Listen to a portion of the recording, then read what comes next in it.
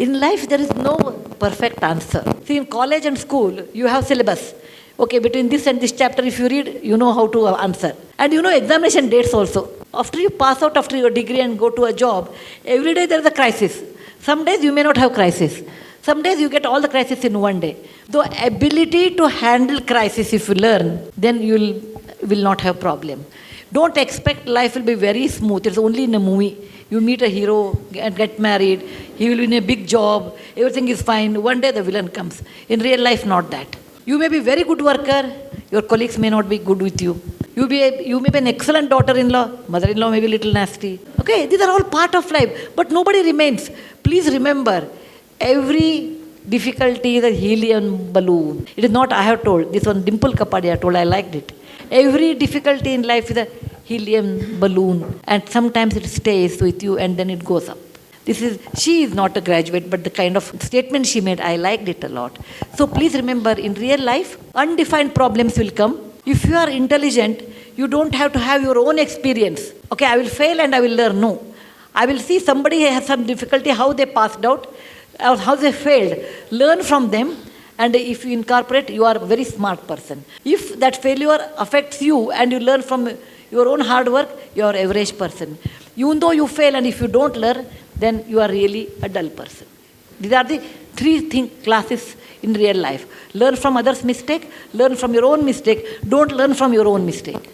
So try to become number one, learn from others' mistake. And if not possible, learn from your own. Don't ever think of the third degree. Okay, fine.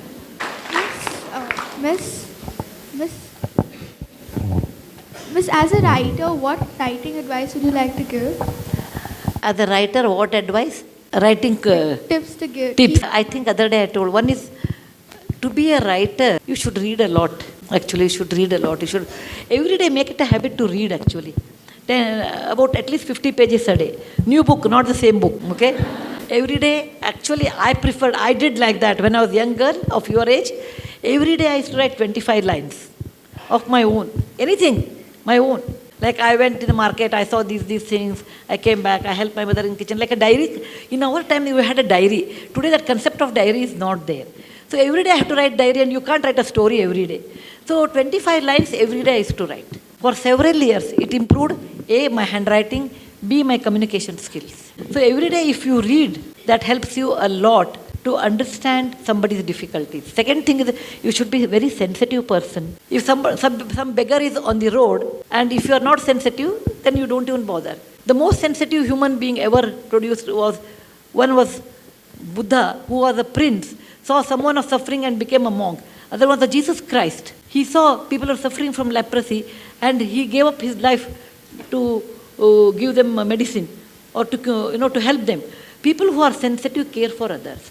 But nobody can become a Buddha or a Jesus Christ. That is the highest point. We are all normal people. Care for others, be sensitive, absorb the relevance, and do read every day. That makes you probably a writer. But initially what you write, you should not publish. Just write it and keep for some time. The reason is, when you are 16 or 18, your ideas are not matured. They are not practical. When you grow older and see, so more difficulties, actually people who see a lot more difficulties can write better, because they know what is in somebody else's mind. If you are always, you have always money, you are always successful, then you may not be able to understand people who are not successful, what is their mindset.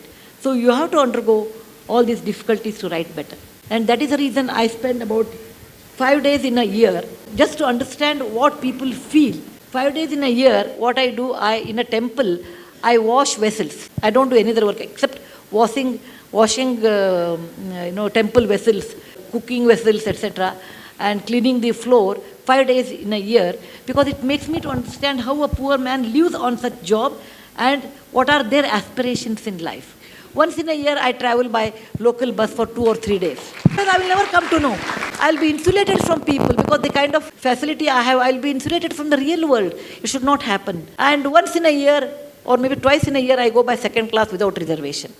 Because I should know what life it is for common man. If you don't understand what is the life of a common man, you will never be able to understand their difficulties. It seems Henry Ford's granddaughter, you know that story, I suppose. Henry Ford's granddaughter was in a school, and the teacher told, write something about poverty. She did not know what to write because she was Henry Ford's granddaughter. She came back and wrote. There was a couple, they were extremely poor, they had only 5-bedroom house. They had a car which was only 1 year old model. They had only one cook and one driver. With that poor condition, they continued for some time. There is nothing wrong in her because she has not seen what life is. So I would tell you, you must experience difficulties. You should mix with people, understand what they feel. And this is what life we lead is not a real life. Understanding someone's life is also equally important. That makes you a better writer.